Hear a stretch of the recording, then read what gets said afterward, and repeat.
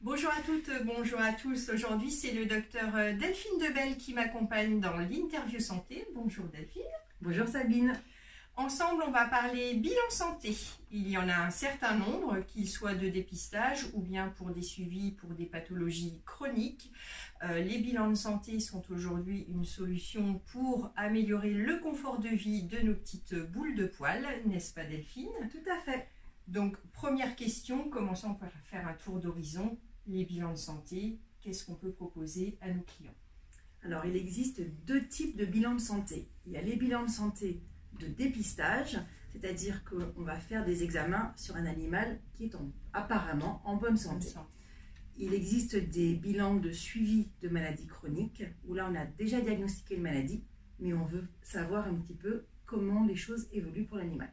D'accord. Alors, dans les bilans de dépistage, est-ce que vous pouvez nous donner des exemples? Qu'est-ce qu'on recherche? Par exemple, je sais que pour les chats, il existe par exemple le test Pro-BNP pour les maladies cardiaques. En quoi ça consiste exactement? Juste pour donner un exemple. Alors, le test Pro-BNP est réalisé notamment avant une anesthésie, parce qu'un animal cardiaque ne le montre pas forcément, un chat surtout. Il peut ne pas y avoir de souffle à l'auscultation, le rythme peut être complètement normal, et pourtant, il y a une malformation au niveau du cœur. Le test Pro-BNP mesure la souffrance cardiaque et nous permet de dépister cette maladie avant d'anesthésier l'animal. Autre test de dépistage qui est aussi important et qu'on propose souvent, c'est ce qu'on appelle le bilan pré-anesthésique, donc pour les chats, pour les chiens. Ça c'est pareil, hyper important. Je dirais presque indispensable, c'est-à-dire qu'une anesthésie, ça n'est jamais un acte anodin, même sur un animal qui est jeune. Et c'est encore une fois dans un but de dépistage. Il peut y avoir des malformations des reins, des problèmes au niveau du foie, il peut y avoir des manques de plaquettes, de globules rouges. Et donc avant une anesthésie, c'est indispensable de pouvoir le mettre en évidence. Et si tout est normal, eh bien, ça permet d'avoir les valeurs de son animal à un instant où il va bien. Et donc si on doit refaire des analyses plus tard, on pourra les comparer aux valeurs qu'on aura obtenues ce jour-là. Donc ça, c'est pour, on va dire, les bilans de dépistage. Maintenant, concernant les maladies chroniques, il y en a aussi pas mal. À quel moment les propose-t-on et quel type de bilan peut-on proposer? Alors, on peut le proposer sur pratiquement toutes les maladies chroniques, que ce soit l'insuffisance rénale, le diabète, l'arthrose, l'hyperthyroïdie chez le chat, les maladies cardiaques. Il existe plein de cas où on peut proposer un suivi. L'intérêt de ce suivi est double. Le premier, c'est de voir comment la maladie évolue, éventuellement d'adapter le traitement si jamais c'est nécessaire. Et la deuxième chose, c'est de mettre en évidence les complications de la maladie.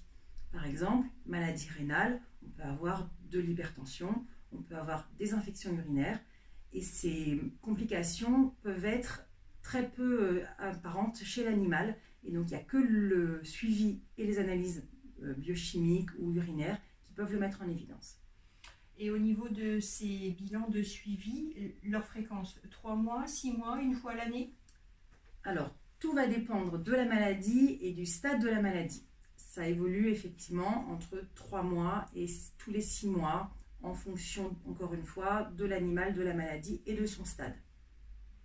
Ces bilans, en général, il suffit de prendre rendez-vous en consultation. Ça dure à peu près combien de temps?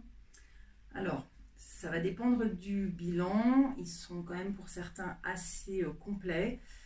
Ça peut nécessiter jusqu'à 1 heure pour faire tous les examens. Donc parfois on garde l'animal une demi-journée. Mais en général, quand on voit l'animal pour un bilan, on prend rendez-vous pour le bilan suivant en fonction de ce qu'on aura constaté le jour même. Justement, le vétérinaire adapte à chaque fois la fréquence en fonction de ce qu'il aura vu le jour du bilan. Enfin, une dernière question pour conclure. Tous ces bilans, en général, on les propose sur les chats, sur les chiens, mais est-ce que ça peut être aussi proposé, pourquoi pas, sur les nouveaux animaux de compagnie? On peut aussi proposer des bilans chez le lapin, on peut proposer chez le furet. Donc oui, bien sûr, il y a des bilans qui sont adaptables pour toutes les espèces. Voilà, sur ces dernières paroles du docteur Debelle-Lanoux, on conclut cette nouvelle interview santé en espérant vous avoir éclairé un maximum. Si vous avez d'autres questions, n'hésitez pas à nous appeler directement à la clinique. On se fera un plaisir de pouvoir répondre dans un peu plus de détails au niveau de vos questions si vous en avez, que ce soit par les secrétaires d'accueil ou par une vétérinaire au cours d'une consultation. en vous souhaitant une bonne fin de journée et on vous dit à bientôt pour une nouvelle interview santé. Au revoir Delphine. Au revoir Sabine, à bientôt.